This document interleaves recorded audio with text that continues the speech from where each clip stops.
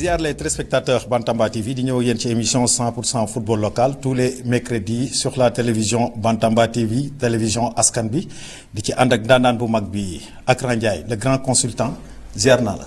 maa ngi lay doole ziar Asmamoun maa ngi lay nuyu téléspectateur Bantamba yëpp di nuyu suñu doom yi nekk aussi ci régie bi di nuyu borom kër gi El Hadj Bekay Mbaye di nuyu aussi ñi nga xam ne. tous les mercredis ñu ngi ñuy xaar ci Bantamba TV ci championnat national bi ak équipe nationale bi ak football bi daal football local bi.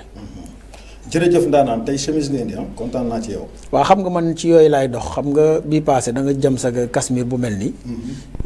indi ko donc te waxuma ko woon Pa Ama Ndiaye aussi waxuma dara mais ren tamit ma ne xaaral tey semaine bi comme ni nga defoon bii passé ma def ko tey.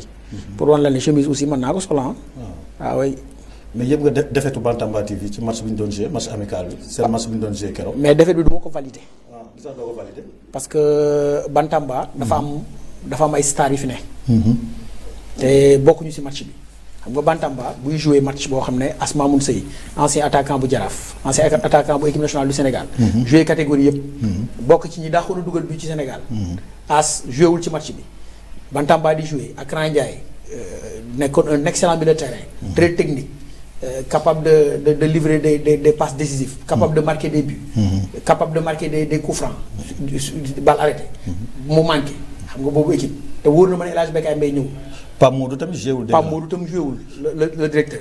donc am ngi équipe boobu bu amee ñooñu bu ñu manqué ñeenti titulaire indiscutable. bu ñu manqué ba juróom mooy ki gagné Bantamba xam ne gañewul Bantamba. mais bii dafa bëri ñëwuñu. dégg naa 8 la ñu dóor xam nga. waaw 8-6. 8-6 ah. 2 buts d'écart la. mais stars yi ñoo ñëwul moo tax. donc kooku bu mu comptabiliser bu mu ko boolee ci li muy calculer bu mu wax ne Bantamba la gagné de. Bantamba pour nga gagné. foog As ñëw ma ñëw. Pape Modou ñëw.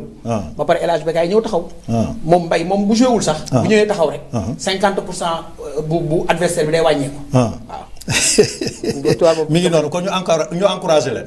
waaw comme mi ngi noonu waaw dañuy dem rek comme ni ñu waxee rek ci résultat yi nga wax rek mooy ci Ligue 1 mu nekkoon 23e journée Ligue 1 mu nekkoon ci diggante Génération Foot ak Sonacos de Diourbel Génération Foot moo ko gagné 1-0 Union Sportive de Gorée dafa match nul ak Jaraaf 0 bi partout Dakar Sacré-Cœur gagné le leader AGEL 2-0 Linguère de Saint-Louis perte ci terrain 4-0 AS Pikine ñu gis réaction wu AS Pikine AS Cambérène dafa perte ci terrain 1-0 pour Teungueth FC Casa Sport match nul 1 but partout ak Guédiawaye Football Club Union Sportive de Ouakam moo gagné 1-0 Walidane de Thiès HLM de Dakar moom jotaguñu résultat am di wax ne nag gis nañ benn journée boo xam ne mën nañ wax ni gis nañ ay réaction ci yenn équipe yoo xam ne ci défaite lañ jógee maanaam muy AGEL de Rufisque ak AS Pikine ñu ñëwaat rek ci match AGEL ak AGEL ma xool. AGEL ak HLM. non AGEL ak Dakar Sacré-Cœur. xam nga AGEL mooy leader bi. mais Dakar Sacré-Cœur daf ko gagné 2-0. daaw aussi retour bi Dakar Sacré-Cœur comme ni 3-0 la gagné AGEL. donte AGEL moo jëloon 6e ci championnat bi. ren il est premier moo nekk ci kanam. défaite bi mu njëkk am ci saison bi Teungueth moo ko jox. après mu dem Linguère gagné ko. donc tey Dakar Sacré-Cœur gagnéwaat ko et pourtant bi ko Dakar Sacré-Cœur di gagné semaine bi ko jiitu Dakar Sacré-Cœur dafa perte devant Génération Foot moo ko écrasé loolu ko 5-0 ki nga xam ne mooy Sega Fall Mbodj moo doublé. ki nga xamante ne aussi mooy l'actuel meilleur buteur Abdourahmane Mbodj mu triplé. mu def deuxième triplé. donc ñu dóor Dakar Sacré-Cœur 5. bi ñu ñëwee dama leen wax ne Dakar Sacré-Cœur. man kàkkatar laa leen tuddee. parce que équipe la boo xam ne kenn mënu ko calculer. mënoo ko amoo foo ko mën a natt mën na ñëw week-end bi mel nii beneen week-end bi mu mel neneen en tout cas ñoom seen philosophie de jeu du changer. c'est des académiciens ils ont été formés pour jouer au football ils savent jouer au football c'est des jeunes joueurs avec beaucoup de talent avec beaucoup de maîtrise dans le jeu aussi du ñu tiit du ñu raf. donc ñoom boo leen di gagné du yàq seen philosophie de jeu dara bu ñu lay gagné aussi du si yàq dara. malheureusement pour AGEL pour man ni ma gisee match bi AGEL entamé ko ak ni mu ko joué pour man préparé wu ko. ñàkk ko préparé nag du entraîné wuñu. entraîné nañ chaque jour ñu ngi entraîné ñu ngi def lépp mais match boo koy préparé da ngay préparé match bi selon adversaire bi ngay am. déjà adversaire bi di nga xool profil bi muy joué système de jeu stratégiquement adversaire bi di muy joué di nga xool potentialité bi mu am. nga xam côté fort adversaire bi xam côté faible am nga préparé ci match bi. pour mën ko contrer mais keroog boo seetaanee AGEL di jouer ak ki nga xam ne mooy Dakar Sacré-Cœur. da ngay sentir ne pour man AGEL préparé wul match bi moo tax mu am ci mbetteel as. moo tax mu am ci mbetteel. dëgg la parce que Dakar Sacré-Cœur indi na mën nañ développer ci li mu indi. waaw parce que dañu gis souvent ak Dakar Sacré-Cœur ak AGEL. souvent Dakar Sacré-Cœur da leen di créer problème gis nañ ko à l'aller et en retour. waaw xam nga foofu laay waxee. ay académiciens booy jouer ak ñoom. ñoo xam ne dañu am formation bu baax formation de base ñu former leen pour ñu mën football ñu jouer football former leen du ñu sànni ballon bi circuit normal la ñuy jaar donc booy jouer ak ñoom da ngay fexe ba empêcher leen ñu def loolu. empêcher leen ñu retrouver wu c'est des académiciens football kat da nga koy empêcher mu football. boo ko teree rek indil ko problème di nga ko indi ci beneen terrain boo xam ne xamu ko mais malheureusement pour AGEL bi ñu ñëwee Dakar Sacré-Cœur dafa indi système 3-5-2. 3-5-2 nag foo ko déggee système de jeu 3-5-2 équipe bu la ko indil. mooy ci côté animation côté yi lay voilà piston yi ñoo war a def animation dans les côtés. donc bu fekkente ne animation amul ci côté yi piston yi doxuñu mooy système de jeu bi baaxul. baaxul. dëgg la donc bi ñu ko indee am 3 défenseurs bu ñuy yéegal ballon bi axe gauche bi ak axe droit bi ñooy écarté. mais défenseur bi nekk à l'intérieur ki nekk dans l'axe kooku dafay dugg ci milieu terrain bi bu duggee ci milieu terrain bi dès l'instant ñu passe. axe gauche bi wala axe droite bi rek donc moom day duggaat ci ligne de 3 bi mu nekkaat 3 défenseurs. léegi ñoom bu ñu yéegal ballon bi pendant 90 minutes benn façon yéegal lañ koy yéegal bu défenseur bi jàppee ballon bi le milieu récupérateur la koy jox muy Ndiaye Tafa Ndiaye moom la koy jox dafa élancé njool nii moo solo le numéro 5 teint clair. Tafa c'est un excellent milieu de terrain il a beaucoup de maîtrise il est puissant il est grand de taille très technique intelligent avec beaucoup de maîtrise. Donc devant la défense, capable de ressortir le ballon proprement et sûrement et lentement, avec précision. Donc joueur bu mel noonu nag doo ko bàyyi mu am temps wu génne ballon bi te après Tafa bu génnee bu circuit bi bu Tafa bu jàppee Ibrahima Sow lay jox. Ibrahima mooy orienté jeu bi te Ibrahima pour mu orienté jeu bi du tourner rek dem vers ses attaquants côté gauche lay orienté animé wala côté droite mooy ñaari piston yi. foofu lay jaar. pistons yi ñooy créer animation ci côté yi pour ñu jéem a retrouver les attaquants. mu nekk loo xam ne pendant 45 minutes moom la ñuy répété te AGEL mënu ko contourner et pourtant 3-5-2 dafa am nu ñu koy contourner dafa am nu ñu maanaam nooy def ba équipe bi koy jouer nga déjouer ko. boo ko bëggee déjouer da ngay fexe comme AGEL dafa indi woon def 4-3-3 ñoom ñu indi 3-5-2. 4-3-3 bi yow 3 attaquants nga am. da ngay jël sa 3 attaquants nga wax leen ñetti défenseurs yi. ku nekk day jël kenn axe gauche attaquant droite bi moo koy jël axe droit attaquant gauche bi moo koy jël ki nekk à l'intérieur Mohamed Diop l'attaquant moo ko warul a jël bu duggee ci biir mu dugg. léegi day des 3 milieux de terrain yi ku nekk day jël kenn. mu des ñaari piston yi latéral gauche latéral droit ku ci nekk da ngay yëg ba ci piston bi fi mu nekk. même bu dee dafa nekk ci zone am da nga fay fekk jël ko le gardien bi moo yor ballon bi mu des ñaari attaquant yi ñaari défenseurs yi jël leen ku nekk. man to man lay nekk. man to man donc góol bi ak fi attaquant yi ne dafay sori. te ñoom préparé wuñu verticalité. préparé wuñu jeu direct. parce que c'est des académiciens. ils savent pas le faire. ñoom li ñu man mooy conservation ballon ressortir ballon bi proprement mu jaar ci défense bi jaar ci milieu terrain bi orienté mu dem ci piston yi créer animation ba fekk ji attaquant yi léegi boo leen empêché loolu ñu def verticalité benn yoon. ñaari yoon ñetti yoon dugal nga leen ci beneen terrain boo xam ne xamuñu ko. waaw ci duel yi la ñuy nekk. voilà bu boobaa très bien da nga leen di indil ay problème mais malheureusement pour équipe bu AGEL dañ leen bàyyi à l'aise ñuy jaar seen circuit normal te ay académiciens yoo xam ne ils ont été formés pour jouer au football. ils sont nés pour jouer au football. ils savent jouer au football et ils savent le faire très bien boo leen bàyyee à l'aise. le temps de se retrouver dans les petits espaces dans les intervalles. orienté jeu bi tantôt à gauche orienté tantôt à droite dañ lay escanté. bon escanté nañ la bu yàgg. dañuy ñëw rek ci Gorée ak Jaraaf gisoon nañ Gorée ak malgré la défaite de AGEL profité wu ci pour gagner pour mën ko gën a jege. et pourtant Gorée amoon na opportunité bi. parce que am nañu ils ont eu pas mal d'occasions. équipe bu Gorée. ils ont eu pas mal d'occasions pour mën a scorer ci kanamu Jaraaf de Dakar malheureusement par manque d'efficacité des attaquants. dugaluñu. parce que am nañu ñaari occasion net yoo xam ne ñoo sportif bu Gorée mënoon na ko dugal. te bu ko dugaloon day ñëw à 1 point d'AGEL. malheureusement pour ñoom ñu match nul mais nag gis naa ci Gorée loo xam ne champion war na mën a mel noonu. parce que Gorée même boo ko bu la gañewul pour nga gañe ko dafa jafe as. xam nga Gorée loolu constance loolu moo leen may constance bi ñu am. dëgg la boo seetloo Gorée il est arrivé deuxième. l'année dernière. depuis mu nekkoon deuxième. depuis 2 saisons yi ren ñu ngi ci benn constance. moo démarré premier ne ci kanam. daanaka ci mi saison bi yëpp moo ne woon premier. après la AGEL ñëw ci kanamam boobu ba léegi aussi jógewul ci deuxième place bi dañu rester constant. donc parce que c'est une équipe avec une très bonne organisation philosophie bu entraîneur bi Alimal mooy dafa construire une équipe défensive dafa fexe ba am de très bons défenseurs am une très bonne organisation défensive am un excellent gardien de but international sénégalais am de très bons milieux de terrain combatifs. Capable de récupérer beaucoup de ballons capable de gagner des duels mais après capable aussi de retrouver les attaquants am des attaquants de côté qui vont qui yoo xam ne dañu am pointe de vitesse dañu am percussion dañuy animer les côtés ku mel ni Vieux Cissé ils savent le faire ku mel ni Omar Ba ñaari international sénégalais ñaari côté yi dafay dox mais li ma gën a impressionné ci Alimal mooy Pathé Seck. Pathé Seck bi nga xam ne AGEL la jógee. AGEL jox leen ko. Pathé on a l'habitude de voir Pathé Seck. muy jouer dans les côtés comme attaquant de côté mais gis naa ne Alimal daf ko indi à l'intérieur maintenant. à l'intérieur daf ko indi ci cœur de jeu bi daf ko indi à l'intérieur. mu nekk animateur nekk milieu terrain offensif.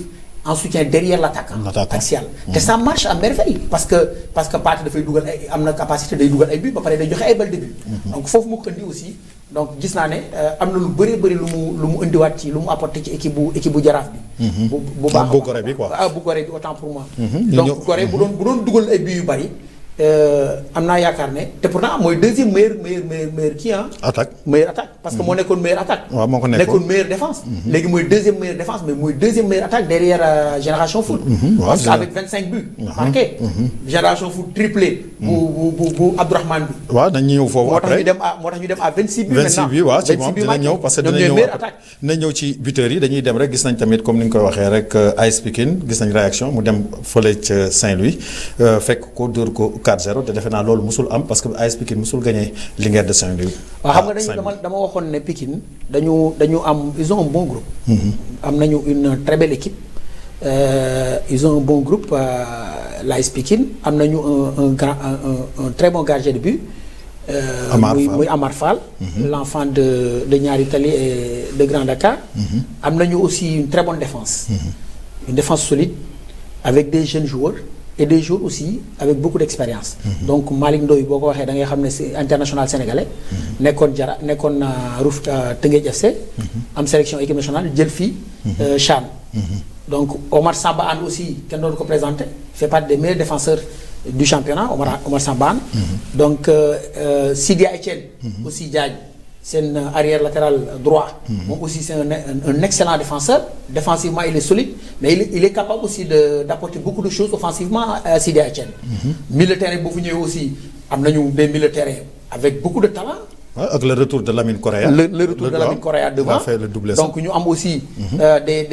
des attaquants redoutables. Ibrahima Dieng Paoletta avec expérience bi mu am. voyagé na fi ñëw. apporter expérience bu bëri ma ngoone noonu. donc am nañu équipe boo xam ne dama waxoon ne mérité wu ñu place bi ñu am. mais am nañu équipe boo xam ne vraiment am nañ capacité recoller waat ci peloton de tête bi AS Pikine.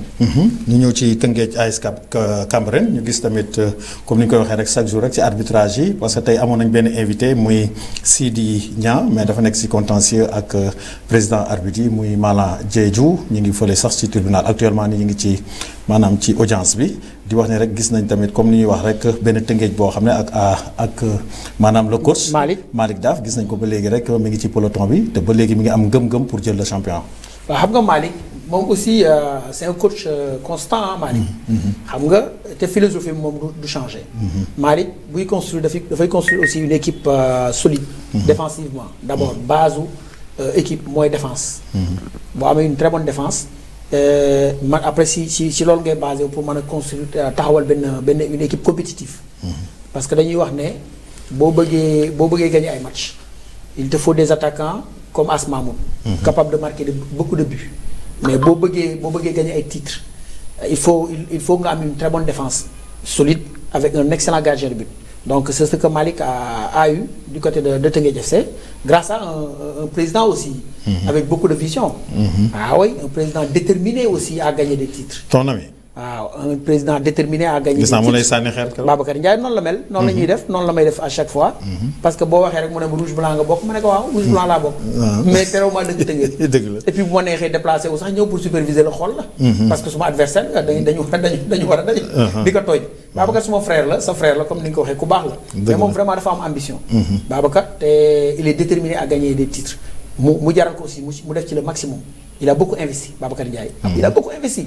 parce que ku jël ku mel ni Malick Daaf nekk coach national def ay preuves am nekkoon ancien international nekkoon ancien joueur nekkoon un numéro 10 ndaanaan nekkoon professionnel dem ba nekk un entraîneur équipe bu amul ay moyens mënul jël Malick Daaf. yombul dëgg la ba pare nga jëlee ko ci jaraaf. mu nekk champion du Sénégal nga jëlee ko ci jaraaf indi ko. nekk champion d'Afrique. nekk champion d'Afrique.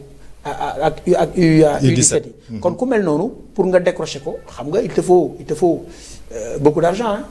Ah oui parce que Malick aussi wax dëgg yàlla fi mu toll kenn doonu ko jël noonu dëgg la léegi Malick bi mu ñëwee aussi dafa construire une équipe compétitive mu basé wu ci défense am une très bonne défense am de très bons milieux de terrain am aussi ay attaquants yoo xam ne décisif même bu méttee lu mu métti te ngay dina lu dugal benn but te pour nga dugal ko jafe xoolal Raphaël Ndong c'est un milieu de terrain. C'est le milieu défensif. boo seetloo ñaari yoon a ngi nii ñoo jaraaf il a été décisif keroog aussi moo dugalaat. ba pare am blessure sorti sur blessure. donc il est déterminé parce que Malick ni muy il forme des hommes Malick bu yore ay joueurs. dafay fexe ñu am mental. waaw surtout mental mooy lépp ci sportif. day fexe ñu am mental. da leen di fexe ñu nekk des compétiteurs. nekk ay gagneurs nekk ay gaynde parce que moom il est comme ça. loolu naturel la. Malick bëggul défaite. même bu ko amee dina ko gérer nag. dina ko gérer da ngay gis ne da koy gérer ak journalistes yi ak yooyu mais au fond de Malick da ngay xam ne amul lu ko neex. parce que gagner la bëgg c'est un gagneur. donc ku mel noonu bu ko Babacar indee c'est pour muy gagner keroog nag joué nañ match bu metti parce que am nañ carton jaune ci début deuxième période bi Dame Diop le capitaine le joueur le plus capé de cette équipe de Teungueth FC moom la ñu jox carton rouge mais gis nga bi ñu ko defee après dafa jël ay initiative def ay changements.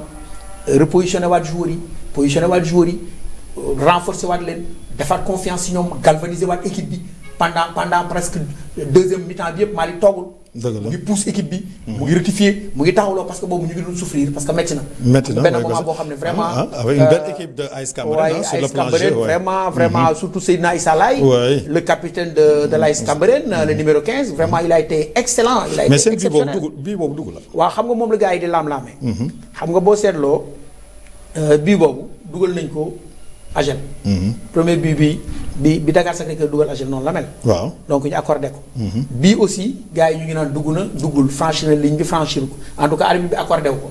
xam nga loolu moo lay wan ne arbitrage bi aussi Sénégal. war nañ ko manquement yi bari na voilà manquement yi bari na si daal. mais tamit li leen di jàppale tamit est-ce que jotul tamit parce que tey jii nii comme ci ngay wax ci arbitrage gis nga ko sur le plan international léegi gars yi ñu ngi leen di teg loxo parce que ñu ngi indi VAR.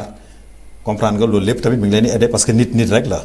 te lay wóor ni dugg naag duggul bu nekkoon tamit suñu championnat bi dem nañ ba am ci niveau boobu. ba am VAR peut-être waaw xëy na loolu dina ko aider quoi goal line technologie bi waaw tollu waaw yooyu yëpp quoi. dañuy dem rek ci Casa Sport Guédiawaye football club un but partout.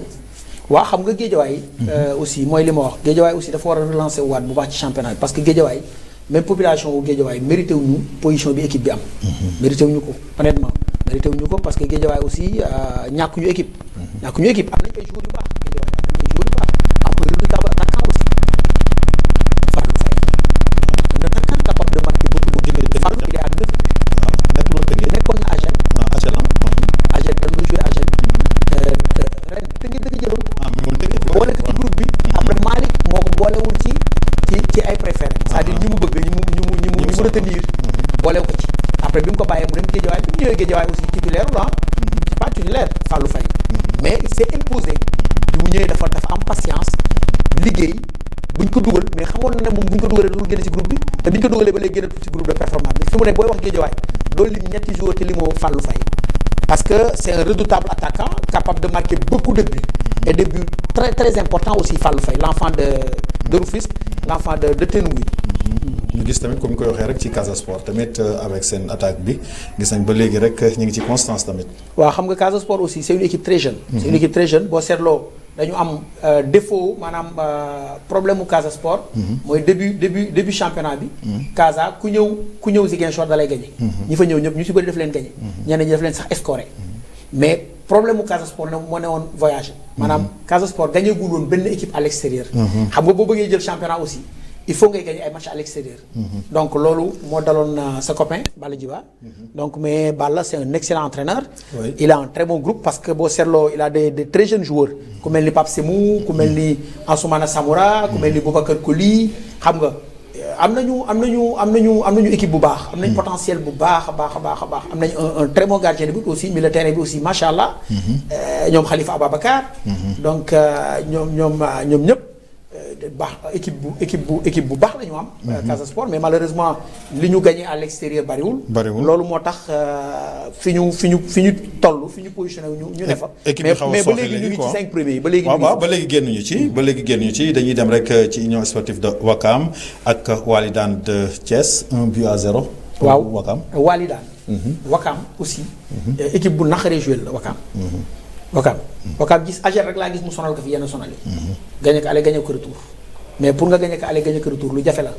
Union Sportive bu Ouakam parce que am nañu aussi équipe bu baax dañu am défense bu baax aussi. Ouakam. waaye dañu am défense bu baax am aussi un très bon gardien de but am milieu terrain bu baax am nañu ay attaquants. mais xëy na kii aussi Messi. voyage bi mu voyagé aussi xaw na leen manqué tuuti. équipe bu Ouakam bi mais terewul am nañu yeneen joueurs yu ñëw ci mercato bi. donc pour que vraiment Ouakam mën a rester constant aussi pour mën a gagner Walidane nga xam ne Walidane mu ngi nekkoon ci dynamique bi ko Ouakam di gagner parce que Walidane ci dynamique bu baax la nekkoon bi ko Ouakam di gagner. donc Ouakam même bu gagné woon match bi Walidane bu gagné woon match bi boo metul day ñëw si 3e place bi. dëgg la waaw oui parce que équipe bu baax la aussi équipe bu am rythme la mu ngi ci vitesse de croisière bu baax a baax Walidane.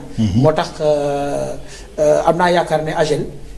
war nañu préparer seen match ak Walidane quand même parce que am nañu match bu méttee métti. dëgg la ñooy déplacé wu dem Thiès. Stade Lat Dior war fa fekk Walidane mu nekk une équipe très très organisée. waaw loolu la waaw de passage di féliciter son président nañ leen bàyyi xel Algaf Diagne ancien joueur du Jaraaf nañ leen bàyyi xel bu baax. ngandam équipe la am Walidane. dëgg la Walidane ngandam équipe dañuy dem rek ci maam classement bi avant ñu ñëw rek ci résultat Ligue 2 bi dañu ñëw première AGEL de Rufisque mi ngi ci 43 points deuxième Union Sportive de Gorée mi ngi ci 40 points troisième Teungueth FC mi ngi ci 39 points quatrième Walidane de Thiès mi ngi ci 34 points cinquième Génération Foot mi ngi ci 33 points.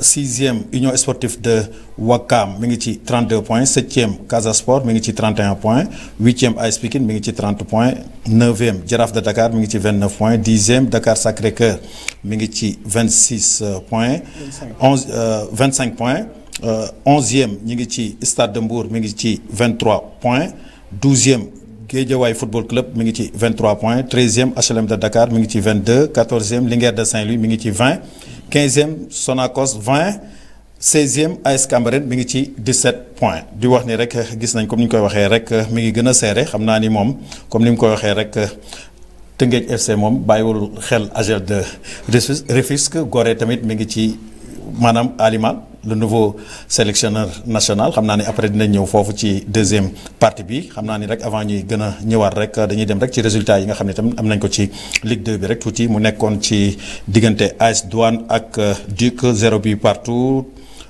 Teranga FC ak SMI dañu match nul 0 but partout.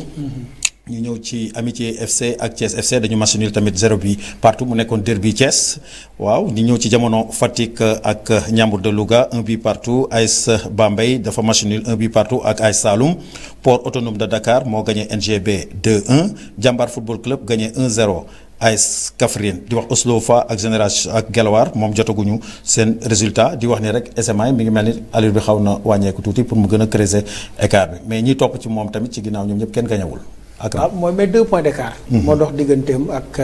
AS Douane Jambaar yi 3e. parce que boo seetloo SMA yi dafa mel ni 30 est-ce que amul 38.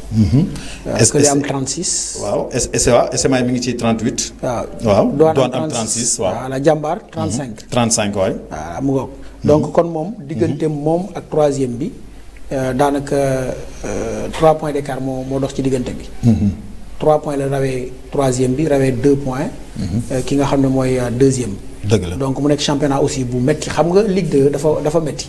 problème bi si am mooy Ligue 2 da ngay jël premier wala nga jël deuxième pour mën a monter. donc loolu bokkul ak Ligue 1 tey boo nekkee Ligue 1 pour nga maintien boo jëlee 10e sax mën nga maintenir sa équipe. mais Ligue 2 boo ci nekkee pour nga bëgg a dem ci Ligue 1 bi il faut nga jël premier wala nga jël deuxième.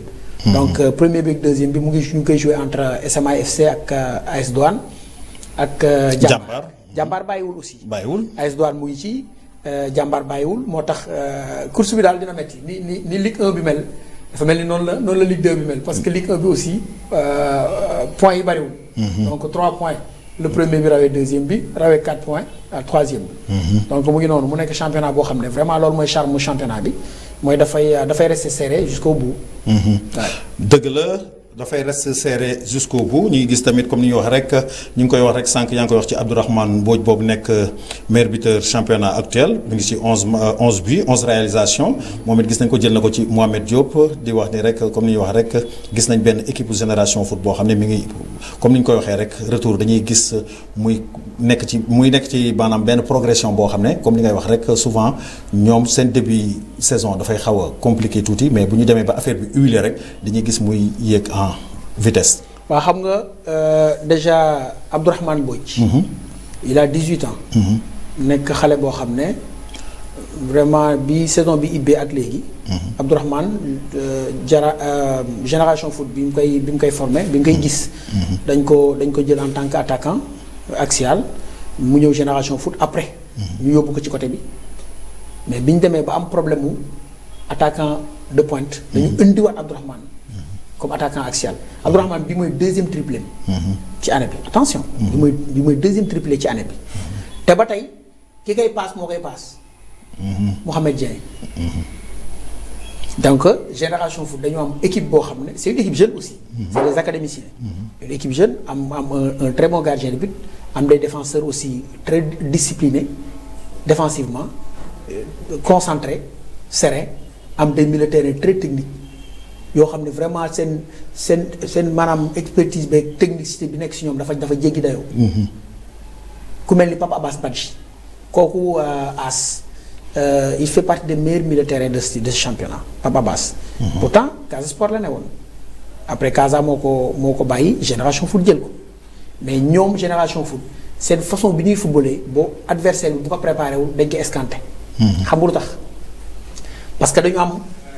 seen capitaine bi si. après la récupération de si. day appuyer ci Pape Abbas.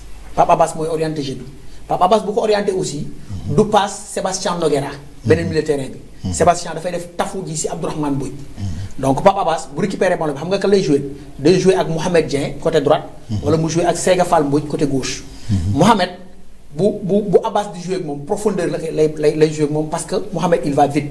c'est-à-dire moom day def ay appel en profondeur parce qu'il va très vite te dafa mën a centrer donc foofu bu fekkente ne dafa passe Mohamed ci côté droite bi Mohamed profondeur lay jël mais bu jëlee profondeur xoolal ni Abdourahmane Mbodj di déplacé woo. ñaari façon déplacement lay am bu ñu passé Mohamed. ni muy déplacé woo ak bu ñu passé Sega Fall Mbodj du nekk benn parce que Mohamed comme Mohamed day jël profondeur bu ñu passé Mohamed rek Abdourahmane day wëlbatiku daw uti premier poteau bi. bu ko defee Abdourahmane Sega dem jël deuxième poteau bi Sébastien Noguera ñëw en position de retrait. comprendre li ma la wax. léegi bu boobaa bu dee côté droite bi noonu lay def mais bu dee côté gauche. Pape Abbas du passe profondeur ki nga xam ne mooy Sega Fall comme Sega c'est un droitier bu yóbbu côté gauche yóbbuñu ko fu muy déborder di centrer Pape Abbas day tapé buy tapé si Sega da koy passe si tànkam. parce que Sega day repiquer à l'intérieur saa bu ko passé Abdourahmane du wëlbatiku. bu dee kële lañu passe Mohamed Abdourahmane day wëlbatiku accéléré. parce que kële profondeur lay jël. mais bu dee Sega la ñu passe Abdourahmane day jàkkaarloog Sega. ba pare décroché ut si Sega maanaam dézonné day décroché ut si Sega parce que Sega day repiquer à l'intérieur dafa aay ci ballon pied dafa mën dindi.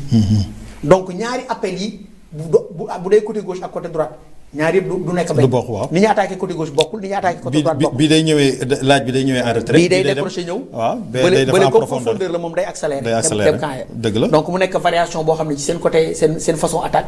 mais ki si gën a dangereux sax mooy Sébastien Noguera. le milieu offensif. parce que Abdourahmane bu décroché.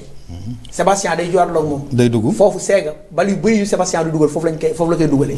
parce que bu Abdourahmane décroché. désolé day indaale défense bi.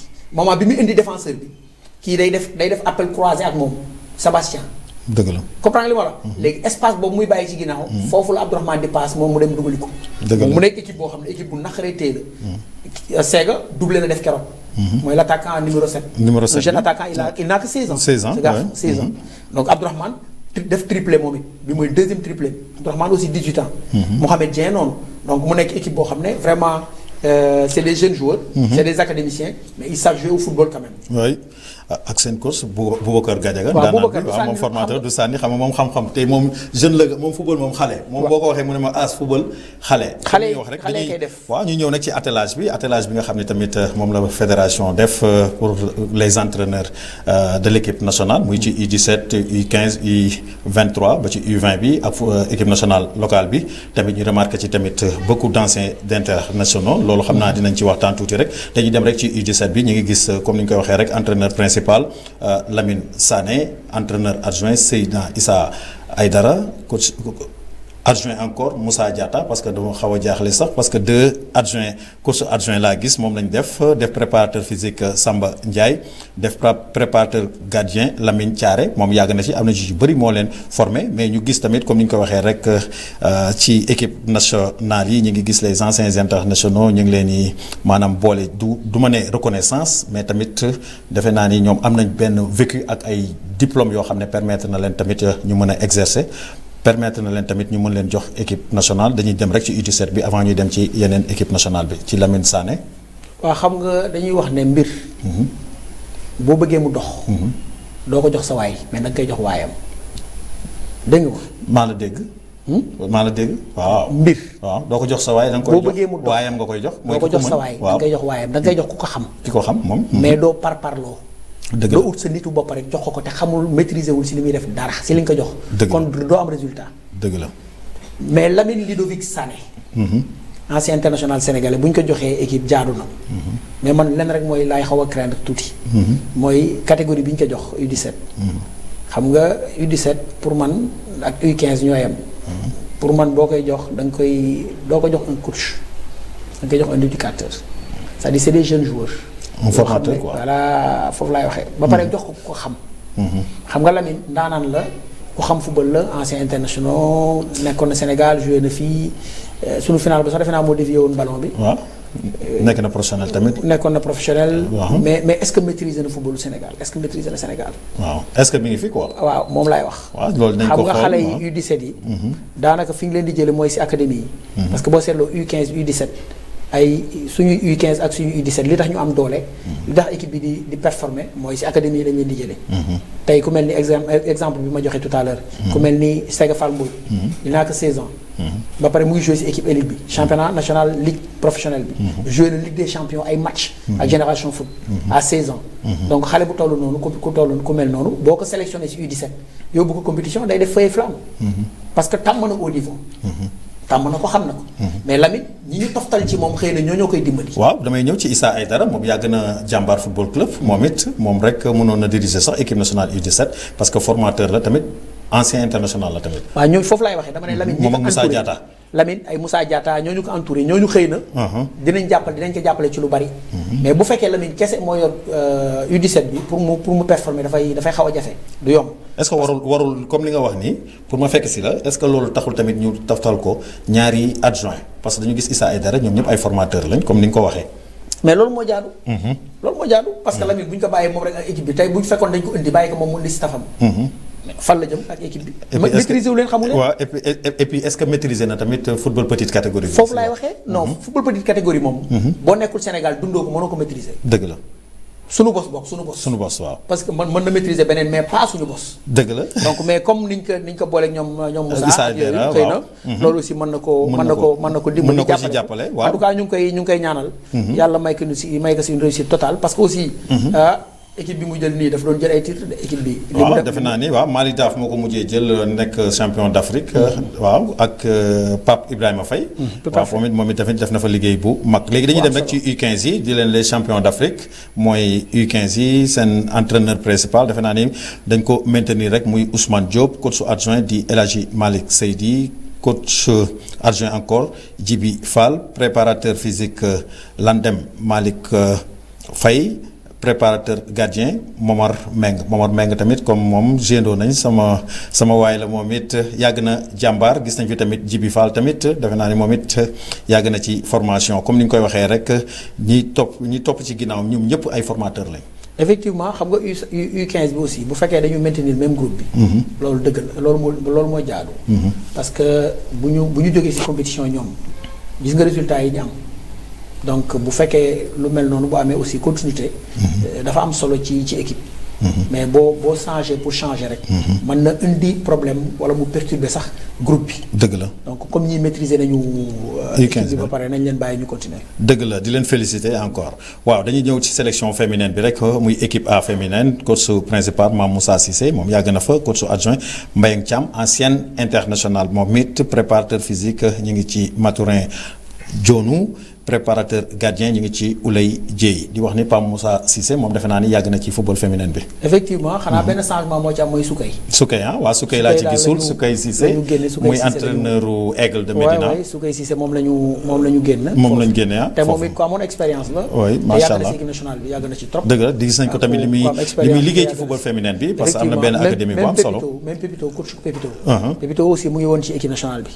donc ci U17 amoon na ci U18 bokk na ci U19 yi aussi.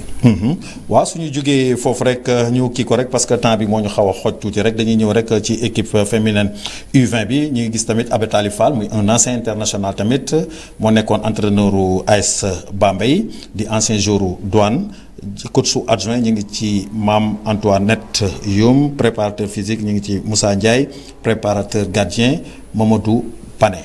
waaw ñu leen di ñaanal rek yàlla may leen réussite parce que sélection nationale moom. da ngay ñaan yàlla joueurs yi ngay sélectionné ñu nekk ci niveau bu baax. dëgg la maanaam ñu nekk ci niveau bu baax ñu am tempo am nekk des joueuses compétitifs. donc comme compétition nga jëm bu ko defee yàlla mën la may ndam ci loolu te ñi leen jël aussi ñu am patience tuuti. dëgg la waaw dëgg la ñu am patience tuuti waaye comme ni nga koy waxee rek Sénégal moom matière baa ngi fii li ci des rek moom patience bi dafay ànd ak tamit ay moyens. ñu gën leen ko jox ñu war a gën a mën a def maanaam seen liggéey ndax compétition boo ci bëggee dem dafay fekk nga teel a jug maanaam ci seen regroupement yi ñu koy def en répétition comme ni nga koy waxee rek mooy ci philosophie de jeu bi ak yu bëri defe naa ni boo dul def regroupement yu bëri doo ko mën a incarner ci sa biir équipe léegi dañuy dem rek ci maanaam sélection équipe nationale locale encore ñu ñëw rek ci coach principal l'international Alimal coach adjoint Lamine Diagne préparateur physique Samba Keita préparateur gardien René Salou Ndiaye muy ancien international tamit géndo ak Alimal Douane géndo ak Alimal tamit ci équipe nationale parce que ñoom ñëpp daje nañ équipe nationale Sénégal defe naa ni Alimal dafa def retouram ndax mosoon na yore équipe nationale petite catégorie bi. waaw Alimal bu ñu ko joxee équipe nationale locale bi jaadu na. parce que mooy entraîneur u sportif bu Gorée. donc moom joueur locaux yi xam na leen. Alimal xam na joueur yëpp. dëgg la képp ku muy sélectionné xam na la. dëgg la amul luñ koy wax ci joueur. lu koy nëbbu. dëgg la parce que Gorée day joué ak ñëpp. ñi muy sélectionné ñëpp day day ak ñoom. soit daf leen di yor ñoo sportif bu Gorée. wala mu nekk ñu nekk ay adversaire am. te préparé na leen. donc xam na xale yi. bu dee les gardiens de but xam na les meilleurs. bu dee les défenseurs xam na les meilleurs. bu dee les militaires yi xam na les meilleurs bu dee les attaquants xam na les meilleurs. même bu dee staff technique bi ñu ko booleel vraiment mën nañ ko accompagner jàppale ko si lu bari mais Alimal warul mën a passer à côté ci sélection bi ñu ko jox parce que sélection locale lañ ko jox. te moom mu ngi ci dëkk bi. di fi liggéey nekk ci championnat bi am si expérience wax dëgg yàlla war na ci mën a am ay résultats te loolu lañ koy ñaanal Alimal. te wóolu naa xam naa ne dina construire une équipe compétitive dina construire une équipe boo xam ne xam naa daf koy basé ci défense quand même. ci défense xam naa ne équipe bu naqaree dugal bii lay ne. wala benn jéego si ma yoone mooy ñëwaat mooy ñëw équipe boobu moom du neex a dugal bii. dëgg la ba pare dañuy combatif. dëgg la waaw dañuy mën a xeex dañuy am grinta. dañu am grinta ci Alimal parce que c'est un ancien défenseur aussi. dëgg la l'international di ko féliciter di dem rek ci U23 coach principal Serigne Saliou Dia coach adjoint Boubacar Gadiaga préparateur physique Assane Faye préparateur gardien Khadim Faye ancien international tamit mu nekkoon ancien góolu Jaraaf de Dakar daje nañ équipe nationale daje nañ Jaraaf tamit moom defe naa ni yàgg na fa ndax ni ma gisee nii si composition bi ñu def nii defe naa ni génération foot defe naa ni moom saf nañ fi sàpp parce que Serigne Saliou Dia ak Boubacar Gadiaga ak Khadim Faye ñoom ñëpp c'est de génération foot lañ nekkoon. effectivement xam nga adjoint yi sax ñi koy accompagner. vraiment tamit am nañu expérience mais Serigne Saliou. c'est un excellent coach. xam nga Serigne Saliou vraiment dafa am il a beaucoup de maîtrise. dëgg la et de calme et d'attention parce que entraîneur aussi loolu daf ci am solo. donc qualité yi mu am ci moom bari na te équipe bi mu yor xam na ko maîtriser na ko. dëgg la waaw te ñuy ñaan rek yàlla may ko ci ndam Serigne Saliou moom ndaanaan la ko. ndaanaan la Serigne Saliou mon ami. sama copain foog mu def te mu sànni ma ay xeer nag waaw di ñëw rek te mu ne ma waaye ana waa Builders moom la may tooñee sëñ Saliou moom la may tooñee dañuy ñëw rek ci U20 bi rek pour terminer muy course principale Malick Daf le champion d'Afrique son adjoint Ansou Diadiou préparateur physique Abdoulaye Fall préparateur gardien Khalidou Sissoko moom it muy ancien international comme Malick Daf boole nañ couple entraîneurs yi comme ni ko doon wax ci mental. muy Ansou Diadiou di Malick Daf defe naa ni fa la fekk baax. effectivement Ansou Stade de Mbour. Stade de Mbour. Malick Daf il a été champion. d'Afrique champion du Sénégal l'année dernière. ren muy ci 3 premiers yi. te Malick façon bi muy joué. est-ce que xam nga Teungueth FC bi Malick Daf yor amul star. déedéet dafa construire équipe. te am naa yaakaar ne même équipe nationale bii U20. Malick si ni ma ko xamee. moom philosophie de jeu bi mu bëgg. mental bi mu am. xalaat bi mu am. dina construire une équipe compétitive.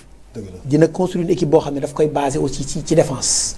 Malick parce que bëggul perte. donc pour nga dugal ko jafe na. bu amee opportunité nag da lay dugal. donc mu nekk entraîneur boo xam ne aussi xam naa ne équipe nationale bi mu yor aussi dina nekk une équipe dina nekk équipe bu solide dina nekk équipe boo xam ne dinañu jouer dina nekk équipe boo xam ne vraiment dina nekk une équipe compétitive parce que xam naa ne ay ndaanaan lay jël te dina jël ay joueurs yu waaw ko yu dëgër këj yoo xamante ne du ñu neex a dugal but.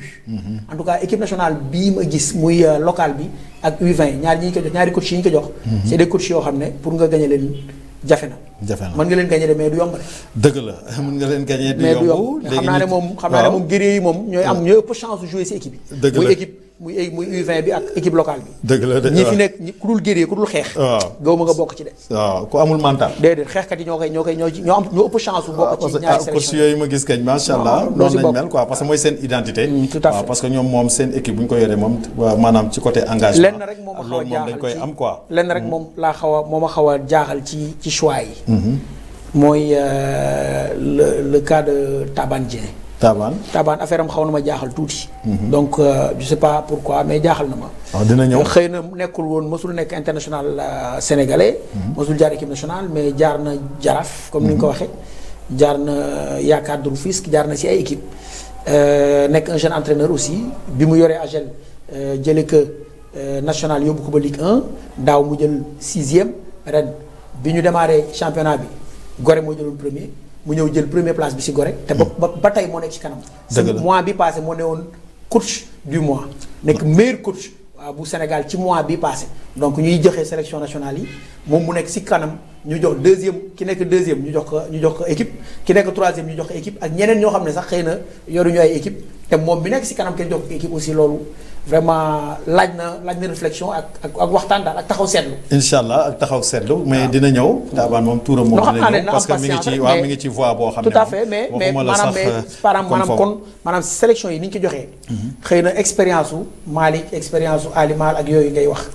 parce que xëy na mos nañu yor ay sélection nationale ak yooyu quoi. waaw ak seen vécu ak seen expérience ak yooyu. waaw parce que foofu tamit foog ñu préciser parce que joxuñu leen équipe nationale rek parce que ay anciens internationaux lañ parce que ñoom tamit dañu jàng ñi ngi ak seen ay diplôme d'ailleurs sax ñi ngi def seen 4e module bi ñuy def nii licence A ñi ngi géréw actuellement nii mais ak lu mën a am même bu dee Taban tey joxuñu ko sélection nationale waroon nañ ko boole ci adjoint yi waaw mën ta ñàkk parce que il a moom dama koy ñaanal mérité na ko non mérité romb na mérite bi comme ni ñu koy waxee rek waaw daanaka rek ñi ngi ci fin wu émission bi rek li ñu koy terminer rek mooy équipe nationale maanaam comme Sénégal rek gis nañ macha allah comme li ñu koy waxee rek li ñaanco notre star planétaire Sadio Mané gis nga ko tamit tamit performance yi nga xam ni defati na ko fële ca Al Nassr yóbbu leen demi-finale defe naa ni loolu rek la ñuy ñaan li ñuy ñaan rek maanaam moom mooy mu jël coupe bi jël championnat bi tamit parce que loolu tamit dina rafetal seen nekkin fële moom ak Cristiano Ronaldo parce que bi ñu leen jëlee foofu tamit defe naa ni naari loolu tamit soxla nañ ko fa boobu ba léegi ñu ngi koy wut jëlaguñ fa nekk ñu guñ fa champion mais ñu ngi ñaan tamit ñu nekk champion Arabie Saoudite ak kii bi ñu jëm nag tamit ci seen coupe Asie yi tamit ñu ñaan tamit ñu jël ko di wax ni rek ñi ngi gis performance am ba léegi rek mu ngi ci constance boobu comme bi ñuy ñaan rek dara bañ ko dal moom nag ak ñeneen ñi parce que gis nañ tamit comme ni ñu koy waxee rek Nicolas Jackson le buteur gis nañ leen ñoom ñëpp ñu ngi ci benn dynamique boo xam ne moom rek lañ soxla ci sunu joueurs yi avant ñuy dem la coupe du monde. effectivement xam nga Sadio dañ koy ñaanal comme ni nga wax. Sadio dañ koy ñaanal yàlla may ko wér. yàlla may ko wér may ko dolli ko kàttan. parce que Sadio la ñancoo national xam nga Sadio vraiment fierté la. pour Sénégal yëpp. dëgg la. même Sadio fierté la sax pour Afrique. parce que li muy def léegi jéggi na frontière yi. donc monument la. boo xam ne li ñuy ñaan rek mooy yàlla may ko wér. kattanal ko. parce que Sadio tant que mu ngi am wér am kattan. ñun Sénégal dañuy bëgg. fu ñu toll. dëgg la waxoon naa ko ci Coupe d'Afrique bi maa ngi koy waxaat ci Coupe du monde bi ñu jëm te fi mu ne mu ngi ñuy bëggal. même Al Nassr bi mu ne. lam fay def ndamal Sénégal la. dëgg la. parce que saa bu defee dara ñu ne le Sénégalais. Sadio Mané loolu ndamu Sénégal la. ambassadeur la. donc Sadio li ñuy ñaan mooy dañ ko war a ñaanal yàlla rek yàlla may ko gudd fan yàlla may ko wér yàlla ko may ko mu tal ko te fekke ko. tant que mu ngi koy am lu ne mën nañ ko am ñoom mën nañ nekk champion parce que ñoo ne si kanam. dëgg la ñu ngi demi-finale. donte suñu waa ji lay dajal. Edouard mais c'est deux Sénégalais Edouard aussi mu ngi def. kan championnat foofu. bon vrai mooy capitaine sax fi mu ne nii sax mooy. mooy capitaine de capitaine bi. si kanamu ñoom Mahrez. xam nga ñoom Essier. waay xam nga ak ñooñu muy takk capitaine nekk leader. nekk si ginnaaw équipe bi yaakaar que Edouard. donc même Sadio aussi vraiment moom it moo ci kanamu ci watu Chris ñu ngi nekk foofu aussi di def ay match yu mag est-ce que xam nga ne Al Nassr bi Sadio Mané nekk ak Cristiano Ronaldo du saw nekkoon na fa. si waaw maa ngi fa gérer naa ñoom ba tey maa ngi woon Arabie Saoudite. ba pare nekkoon ba pare jël fa Ligue des champions. dëgg la loolu. donc bokkoon ak Youssouf Fofana. ancien international bu Côte d'Ivoire Youssouf Fofana daje na mais ay Stoïchkov ñoom ay Stoïchkov ak Youssouf Fofana ñoom ñaar ñoo bokkoon benn équipe. Al Nassr moom du saw ñu koy nuyu de passage. xam naa ne même Victor Diagne mu ñuy seetaan mu nekk nag Al Nassr mu nekk club bu mag a mag a mag. donc Sadio aussi vraiment ñu koy ñaanal une réussite totale. ñaanal ko yàlla mu jël championnat bi et puis jël coupe bi. est-ce que xam nga ni ay Pape Malick Diop yëpp jaar nañ foofu Al Nassr. ak Ange-Marie Victor Diagne ñoom ñëpp jaar nañ foofu ak Doudou Sow muy Mamadou Sow. c'est que équipe la boo xam ne Adama Cissé ñoom ñëpp joué nañ Al Nassr. non Al Nassr moom équipe bu sénégalais la. bëgg nañ africains yi mais bëgg nañ sénégalais yi trop. bëgg nañ sénégalais yi trop foofu nag sax lañ koy terminer moo wax la ci benn anecdote maanaam ci Al Nassr Pape Malick Diop bi ñu koy sélectionné. pour mu ñëw bi ñu koy jël pour mu ñëw signer si Al Nassr ñi ngi toog ak Prince Faysal man ak Ange-Marie Victor Diagne. fekk boobu 2 jours moo des pour ñu clôturer maanaam kii yi maanaam transfert yi. waaw. mu ne il lui faut un défenseur quoi te actuellement nii amuñu temps léegi mu woo Victor woowaale ma quoi ma ñëw toog quoi mu ne il faut ñu wutal ko benn défenseur pour mu ñëw léegi te défenseur bi bu ñëwee day signé.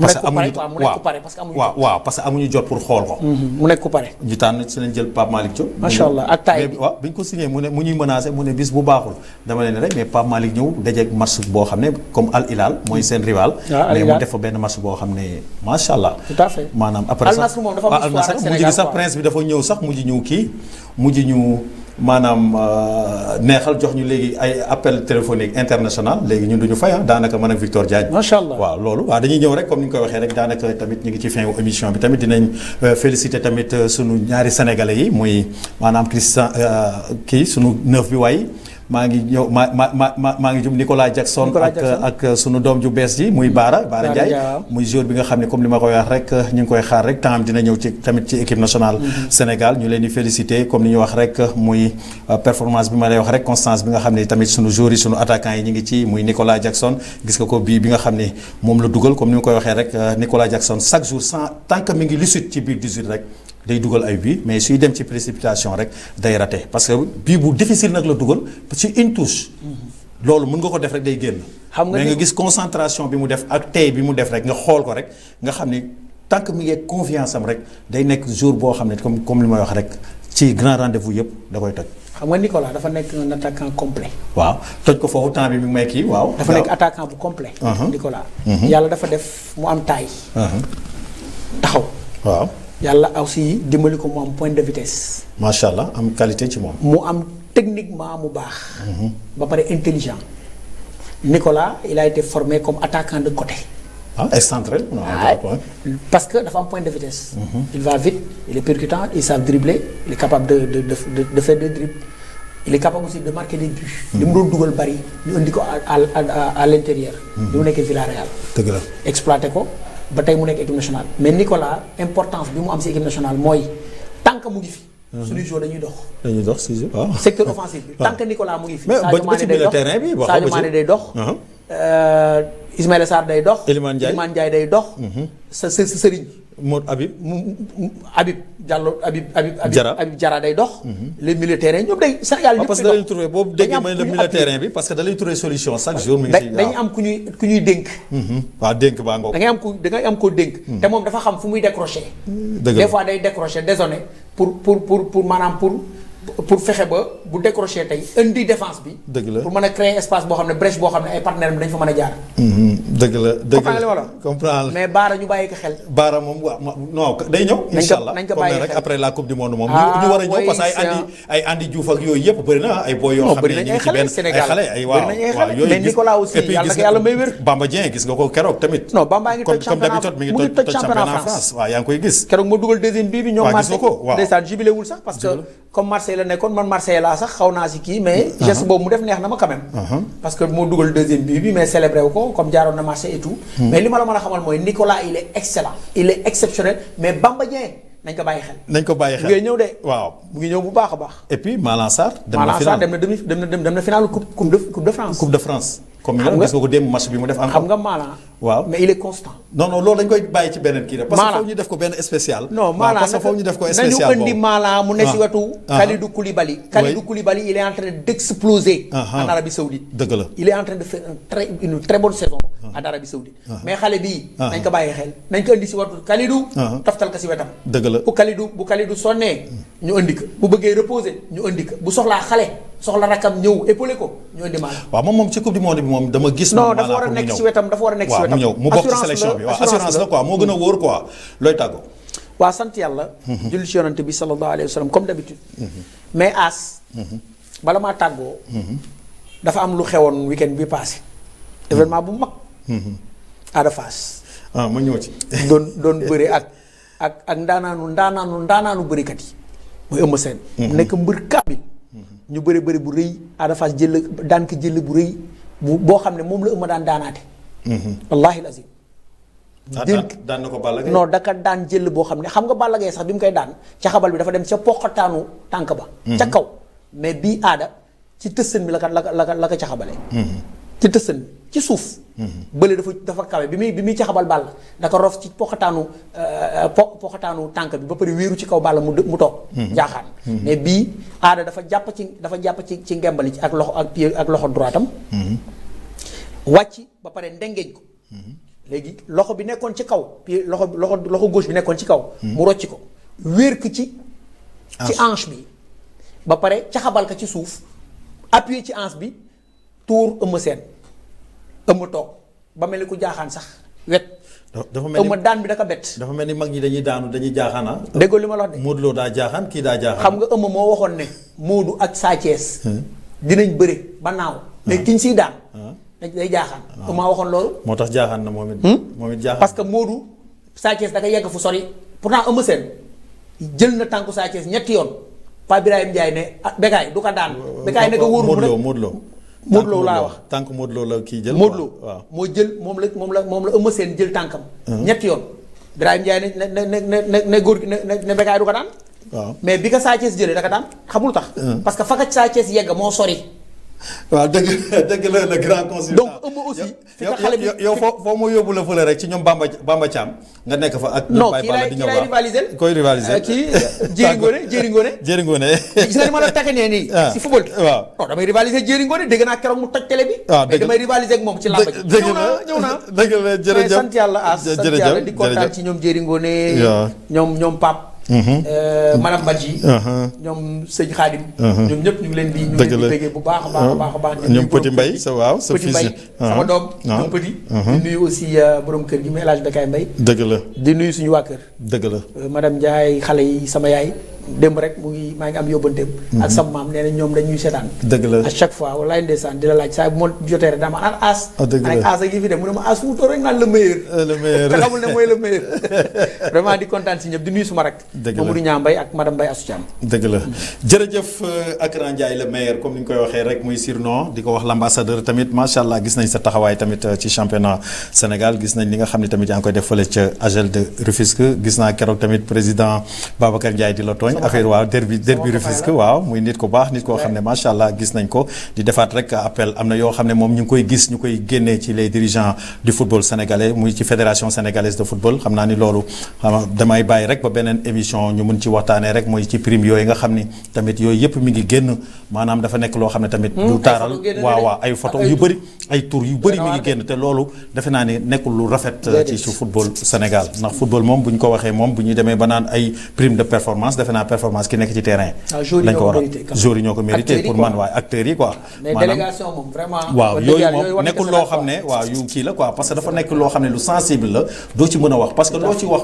dëgg ngay wax mais ki koy dégg tamit kooku nga xam ne ma nga fa moom it da koy jëlee neneen waaw te mu xalaatee ko ci négatif mais fekk loolu nekkul loo xam ne tamit maanaam ci biir ay dirigeants yoo xam ne tey jii nii dañoo ñëw pour teg loxo football Sénégal ñuy am ay xëccoo ay affaire prime kii warul am lii kii lii la am ak loolu defe naa dañu war a dundal football bi mais waruñu ko dundee waaw loolu moom dirigeant day dundal football mais waru ko dundee nekkul lu rafet waaw di gërëm ñëpp nag di ñaanal ñëpp jàmm di motiver tamit rek di encourager sama équipe bu Bantamba TV bi dóor yi metti na waaye amul problème dañuy jëlaat élan bu ñu jëlee élan rek bu ñu amee retouru Pape Modou ak Asmamoun ak Akran Ndiaye defe naa ne bu ñu mënee dem sélectionné ci sax Mamadou Mbaye mooy xam nga Ngandi Mami jour la woon est-ce que xam nga loolu Mamadou Mbaye bii def Bantamba waaw non carrière ma gàtt rek jeune beeg teel a weekeeku rek mais Ngandi Mami jour la woon waaw di wax ni rek mi ngi noonu mu nekkoon émission 100% football local ñu koy def chaque jour ci Bantamba TV di leen jox dig daje ci beneen émission jërëjëf